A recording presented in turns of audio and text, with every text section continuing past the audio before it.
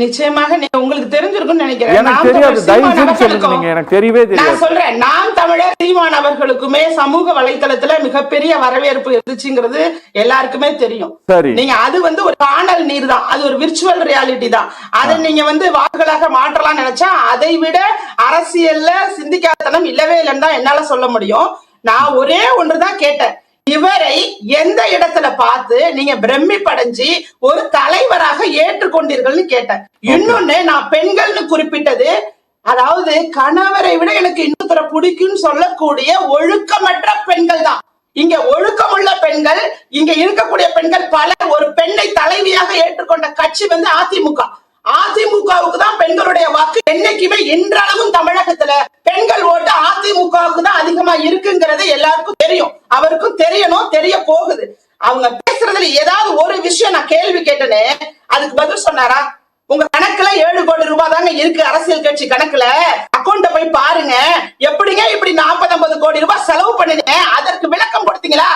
ஏன் அங்க ஏன் நீங்க வெள்ளை அறிக்கையாக அங்க மென்ஷன் பண்ணல? அப்ப கருப்பு பணம் தானே அது. அந்த பணம் எங்க இருந்து வந்துச்சு? யார்கிட்ட இருந்து வந்துச்சு? அவர் ஊழல்வாதி கிடையாது. அப்ப தொடக்கத்திலேயே ஊழல்ங்க, தொடக்கத்திலேயே ஊழல். எந்த இடத்துல அவருக்கு ஒரு சின்ன இடத்துல ஏதாவது ஒரே ஒரு விஷயத்த சொல்லுங்கன்னா மகாத்மா காந்தியை பத்தி ஒப்பிடுறீங்க. உங்களை எல்லாம் என்ன பண்றது? மனநல காப்பகத்துக்கு தான் அனுப்பணும். உண்மையா சொல்றேன்.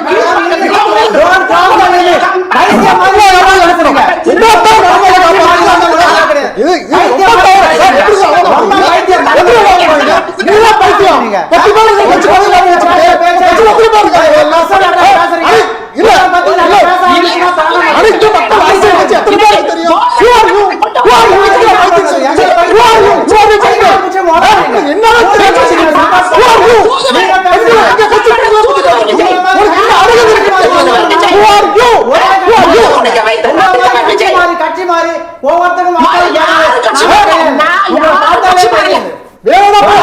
கொடியை போட்டு உட்காருங்க.